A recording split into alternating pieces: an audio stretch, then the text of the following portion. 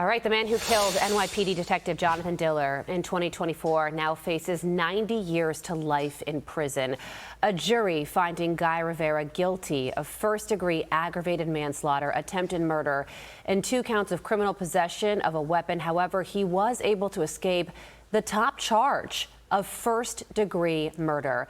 The jury coming to this decision after seeing body camera footage from the day the detective was shot and testimony from Diller's widow. But the president of the Police Benevolent Association says Guy Rivera should have never been out on the streets. This cold-blooded killer who has no regard for human life. He saw a police officer. He didn't care who was behind the uniform. He squeezed that trigger, killing a young, hardworking, a family man, and took his life. Founder of Blue Lives Matter NYC and retired NYPD Sergeant Joey Imperatrice joins me now. Joey, thank you so much for joining us. What is your reaction to this verdict, which is not guilty of first-degree murder, guilty on all other charges? 90 years isn't long enough. When you intentionally bring an illegal firearm onto a street, you hold it in your hand and you pull a trigger, you know the consequences. You're probably going to kill someone. Your intent is to harm someone and not have them alive any longer. For this jury to turn around and not think for 1 second that that was murder, knowing these officers were identified, knowing there were several officers in uniform that were identifiable on the scene, that's intentional, and they absolutely missed the mark here. Yeah, and I want to go back to the beginning for a moment here in 2024. I mean, you remember the images of Stephanie Diller and their beautiful son. He was about 2 years old at the time, and you just think about the loss, the incredible loss that this family is feeling. He died in March, and then in fall of 2024, Stephanie appeared on Fox and Friends and had this to say. I mean, these are 2 men who should have never been out on the street. If they weren't there, then Jonathan would still be here with us. And if it wasn't Jonathan that day, then it could have been somebody else. And somebody else's family would have been destroyed in that moment. And, if we don't change the way it is now, then it will be somebody else. And that would break my heart. Since then, Joey, have we changed? Absolutely not. Look at Stephanie and all these line of duty widows. They're absolutely courageous. They go out there when their world is turned upside down, and look at the way she's holding herself. She lost a husband. A young child lost a father.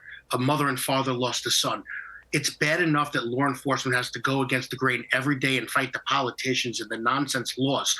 We can't have that. We shouldn't have to worry that a jury, clear as day, that sees a guy with a rap sheet a mile long that's been out already on previous gun charges, pulls a trigger intentionally and kills one of our own. These officers shouldn't have to worry about that. This should have been life in prison at best. But in my personal opinion, you kill a police officer, it should be death.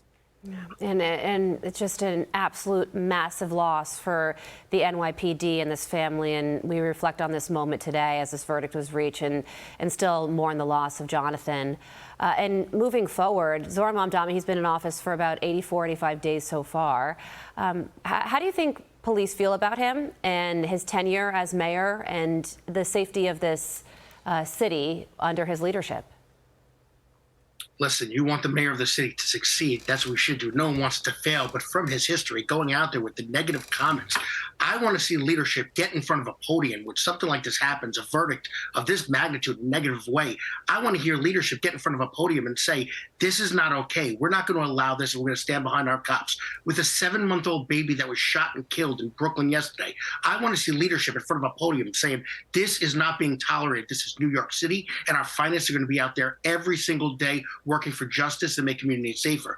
But you go there and you're reading off of a script and there's no emotion.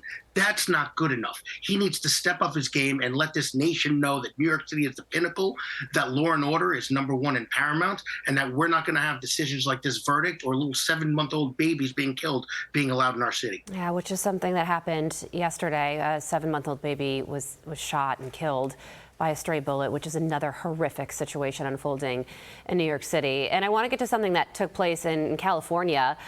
Former Fleetwood Mac member Lindsey Buckingham was attacked by a stalker in Santa Monica who poured an unknown liquid on him, a known stalker. How do police respond to something like this? Listen, my uncle was David Bowie's lead guitarist for nearly 30 or 40 years. There are people every day that go out there and threaten harm or stalk these individuals that go out there and just want to make a living, whether they're performers or actors. Nobody should be able to get that close. And from my understanding, this individual had a history of going and harassing this talent.